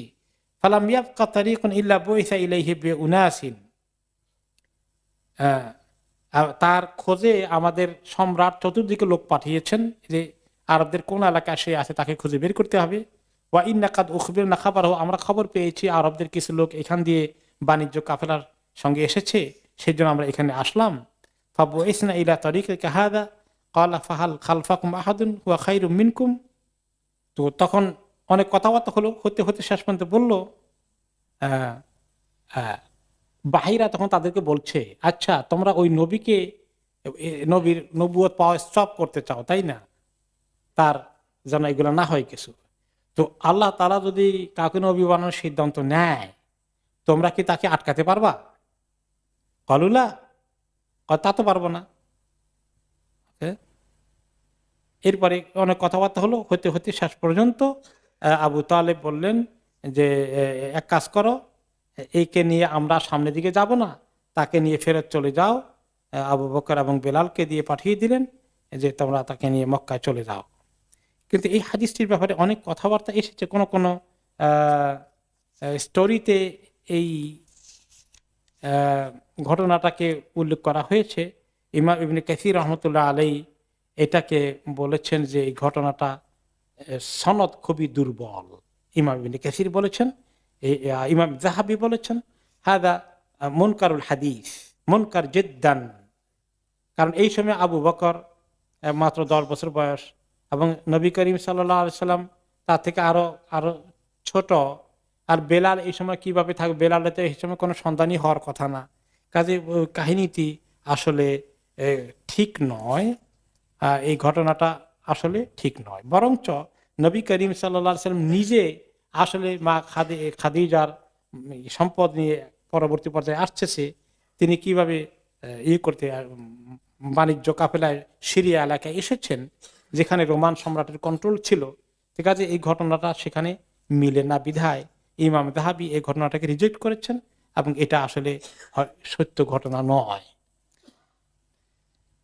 বরঞ্চ তিনি যখন আস্তে আস্তে বড় হলেন তখন তিনি আবু তালেবের ঘরে, আবু তালেব মাল আল্লাহ, তার সম্পদ ছিল না বিধায় আবু তালেব কিছু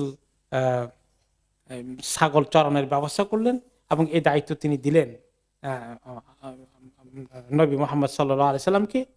তিনি মক্কার বাইরে গিয়ে কিছু ছাগল চরানোর কাজ করতেন এবং সেটা আবু তালেবের জন্য কিছু হেল্পফুল হতো।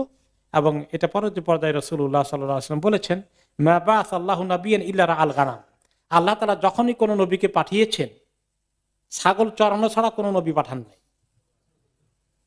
কারণ কি? ক্বালা আসহাবু ওয়া আনতা ইয়া রাসূলুল্লাহ, আপনি কি ছোটকালে ছাগল চড়িয়েছেন?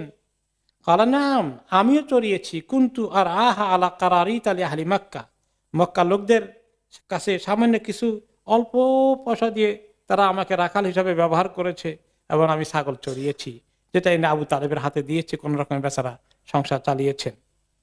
এবং তিনি আরো বলেন যে মুসা আলাইহিসসালামও ছাগল চড়িয়েছেন, দাউদ আলাইহিসসালামও ছাগল চড়িয়েছেন, আর আমিও ছাগল চড়িয়েছি। ওয়ানা আর আগানা মানলি আহলি বি আজিয়াদ, এই যে মক্কা আজিয়াদ এলাকা আছে ওনাদের বাড়ির কাছে, ওই আজিয়াদ এলাকায় আমি ছাগল চড়িয়েছি, তিনি সেটা বলেছেন। তো এই ছাগল চড়ানোর মধ্যে অনেক শিক্ষা আছে নবীদের জন্য, অনেক ট্রেনিং আছে।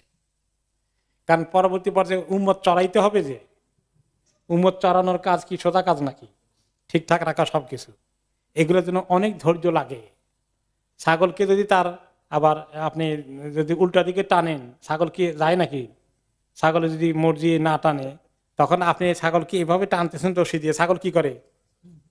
পাও দিয়ে এরকম করে আটকে ধরে রাখে, মানে আসবে না সে তার মর্জি না হলে, কায়দা করে আনতে হবে। তো এইভাবে রাসূলুল্লাহ সাল্লাল্লাহু আলাইহি ওয়াসাল্লামকে, নবীদেরকে আল্লাহ তাআলা ছাগল চড়িয়ে তাদের ধৈর্যের পরীক্ষা করেছেন, কিভাবে লুক আফটার করতে হয় এবং কিভাবে এগুলাকে পাহারা দিতে হয়, যে কোনখান দিয়ে তারা ঘাস খেতে খেতে উল্টা দিকে চলে যাবে এবং সেখানে তারা শিয়ালের খপ্পরে পড়বে, নেকড়ে বাঘের খপ্পরে পড়বে। উম্মতকে এইভাবে পাহারা দিতে হবে, শয়তানের খপ্পরে যেন তারা না পড়ে। এরপরে নবীরা নিজের হাতের কামায়, পরবর্তী পর্যায়ে তিনি নিজেই আবু তালিবের মৃত্যুর পরেও ওনার সংসার চালানোর জন্য তিনি এই কাজ করেছেন, ছাগল চড়ানোর কাজ করেছেন, যে হালাল তরিকায়, যেটা যতই খুব উঁচু মানের জব না হলেও তিনি করেছেন, যে নিজের হাতের কামাই, মানুষের জন্য পবিত্র জিনিস, ভালো জিনিস, এগুলো উনি আল্লাহ তাআলা ওনাকে পরীক্ষা করিয়েছেন। এরপরে আমরা আজকে এখানে থাকবো এবং পরবর্তী পর্যায়ে উনি যখন বড় হয়েছেন, প্রায় 15 বছর 20 বছর হয়, মক্কার মধ্যে বেশ কিছু ঘটনা ঘটে, বিভিন্ন যুদ্ধ হয় এবং এই যুদ্ধগুলোর মধ্যে অনেক মানুষ মারা যায় এবং যুদ্ধ থেকে থামানোর জন্য সন্ধির ব্যবস্থা আসে, হেলফুল হুদুল, সেগুলোতে নবী করিম সাল্লাল্লাহু আলাইহি সাল্লাম কিভাবে অংশগ্রহণ করেন। এরপরে খাদিজা রাদিয়াল্লাহু আনহুর টাকা পয়সা নিয়ে যখন নবী করিম সাল্লাল্লাহু আলাইহি সাল্লাম মোটামুটি 20 পার হয়ে গিয়ে 25-এর কোঠায় পা দিয়েছেন, তিনি কিভাবে নিজেই ব্যবসা বাণিজ্যের জন্য তিনি এখন চিন্তা করলেন এবং খাদিজা রাদিয়াল্লাহু আনহার মাল, টাকা পয়সা নিয়ে তিনি এই পার্টনারশিপ বিজনেসে সিরিয়া বাণিজ্য গেলেন। এগুলো আমরা আগামী সপ্তাহে শুনবো ইনশাআল্লাহ।